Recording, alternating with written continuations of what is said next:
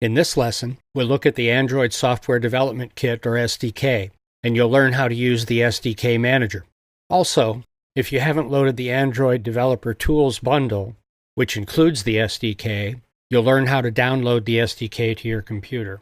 The Android SDK is made up of modular software packages that you can download to your computer together or separately using the Android SDK Manager.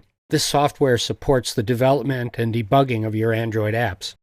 Whether you installed the Android Developer Tools bundle, which includes Eclipse and the SDK, or installed Eclipse separately, please pause the course now and start Eclipse. When you come back to the course, please watch everything that follows from this point. If you didn't install the ADT bundle, I'll show you how to install the SDK now. First, click on this link to take you to the Get the Android SDK webpage. This is the same page we visited to download the ADT bundle by clicking on this link here. But this time, to download the SDK separately, if you have an existing IDE, click on Use an existing IDE. Click on Download the SDK Tools for Windows, and the Download button. To download for other platforms, click here. Then to download the SDK, choose your operating system and click here. Notice there are also options for downloading the ADT bundle to other platforms here. Now let's take a closer look at what's included in the SDK. We'll click on the Exploring the SDK link here. And this web page provides an overview of what's included in the SDK. And as you can see, you find it in the Tools section under Download. Before we look at the details of the SDK, let me first make a quick point about using the Android developer's website. That is that it's very dynamic.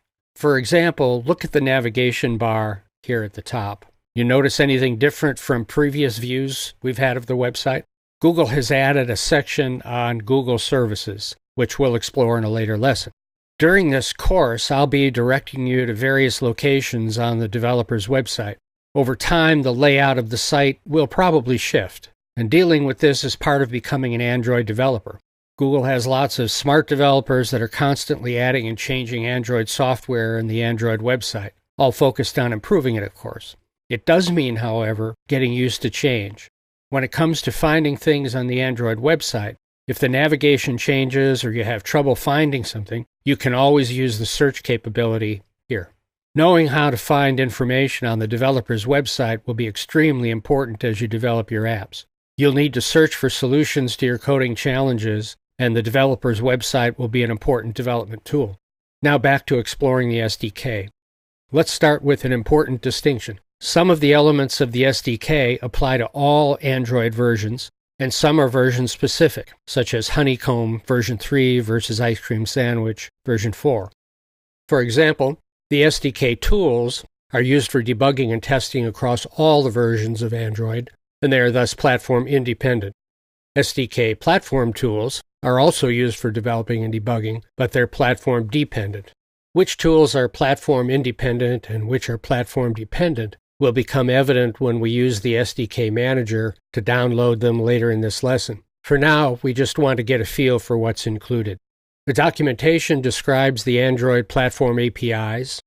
The SDK platform provides the base code for each version of Android, and in your app, you'll specify which platform you're using as your build target. The system images, such as ARM or Intel Atom x86, are used by the emulator to run your app on your computer. The x86 image should make your emulator run faster than the ARM image if your computer runs on Intel processors. Sources for the Android SDK include a copy of the Android platform source code for use during debugging. Samples for the SDK are platform-dependent sample applications demonstrating many Android features. Google APIs provide support for application programming interfaces such as Google Maps. Google APIs are used by web apps as well as Android mobile apps. Android support provides a library for support of later version features such as fragments on earlier Android versions. For example, fragments can be used all the way back to Android 1.6 using this library.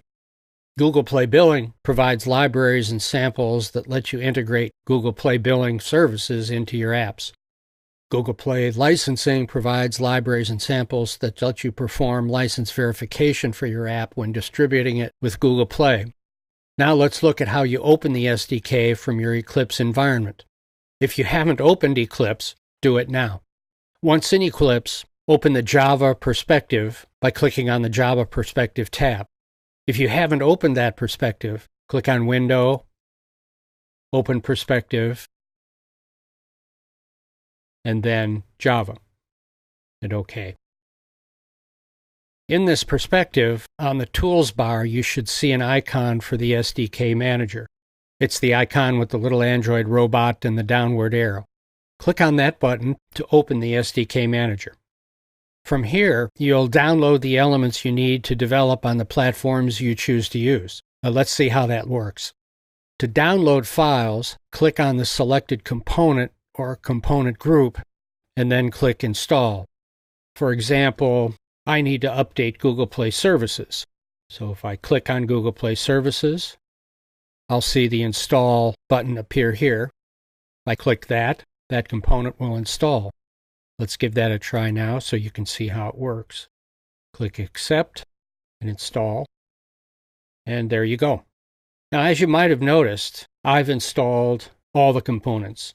This is a convenience so that I have everything loaded on my computer and I can test and develop on any version of Android.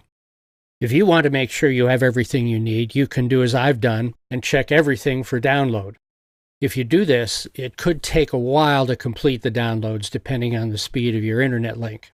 If you don't want to download everything, I suggest that for now you download Tools, Android 4.1.2. It includes the Intel x86 system image, which will make our emulators run more quickly. And let's pick a lower version, 2.3.3. It also includes the x86 system image. And you'd also want to include the extras. Now, because I already have these installed, I don't see the Install Packages button appear. But you should, and you'll click on that and install the packages you've selected. So that's an overview of the SDK. As you can see, it has lots of piece parts, but remember, the Eclipse IDE will give you an integrated view that helps greatly in staying organized and using all the tools. That's the end of this lesson. Go ahead and load your SDK components before going on to the next lesson.